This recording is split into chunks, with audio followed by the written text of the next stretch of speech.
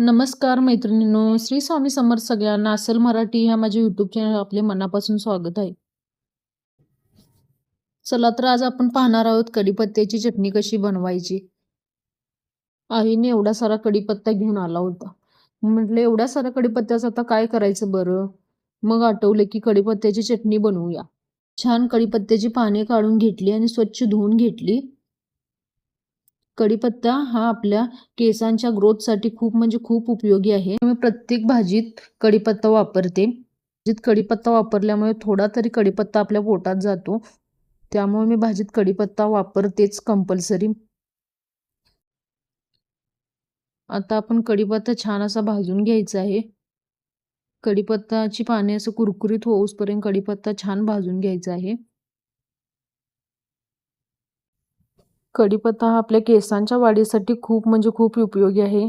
त्यामुळे कढीपत्त्याचे आपण तेल सुद्धा बनवू शकतो. कांदा कढीपत्ता घालून आपण तेल सुद्धा कढीपत्त्याचे बनवू शकतो. कढीपत्त्याच्या तेलामुळे आपल्या केसांच्या वाढीसाठी चांगला रिझल्ट मिळतो. आता मी 1 चमचा तेल घालून छान असा कढीपत्ता कुरकुरीत भाजून घेते. पाहू शकता छान असा कुरकुरीत आपला कढीपत्ता भाजलेला आहे. कढीपत्ता छान भाजून झालेला आहे. आता मी एका प्लेटमध्ये कढीपत्ता काढून घेते. आता मी तव्यामध्ये 1 चमचा तेल घालून घेते.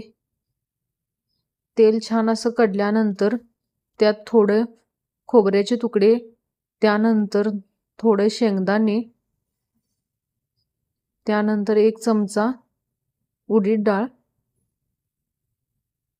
त्यानंतर 1 चमचा तीळ, 1 चमचा जिरे आणि लसूण पाकळ्या.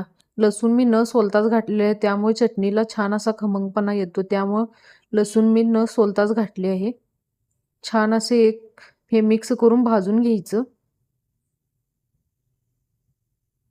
लाल कलर येऊसपर्यंत छान असं सगळं भाजून घ्यायचं. पाहू शकता लाल रंग आलेला आहे. छान असं कलर आलेला आहे.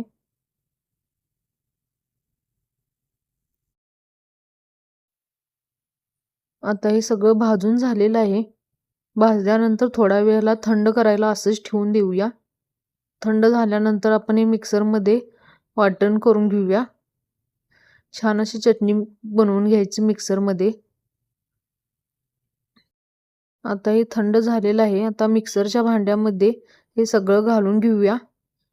त्यानंतर त्यात 1 चमचा चटणी, चवीपुरते मीठ आणि थोडीशी हळद घालून छान असं मिक्सरमधून बारीक करून घेऊया.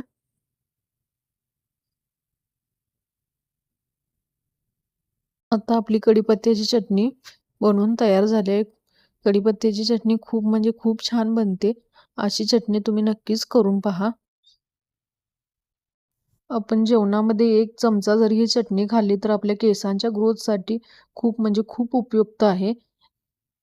त्यामुळे ही रेसिपी तुम्ही नक्की ट्राय करून बघा आणि तुम्हाला माझी रेसिपी कशी वाटली नक्की कमेंट करून सांगा. आणि व्हिडिओ आवडल्यास लाईक करा, शेअर करा, सबस्क्राईब करा. Thank you.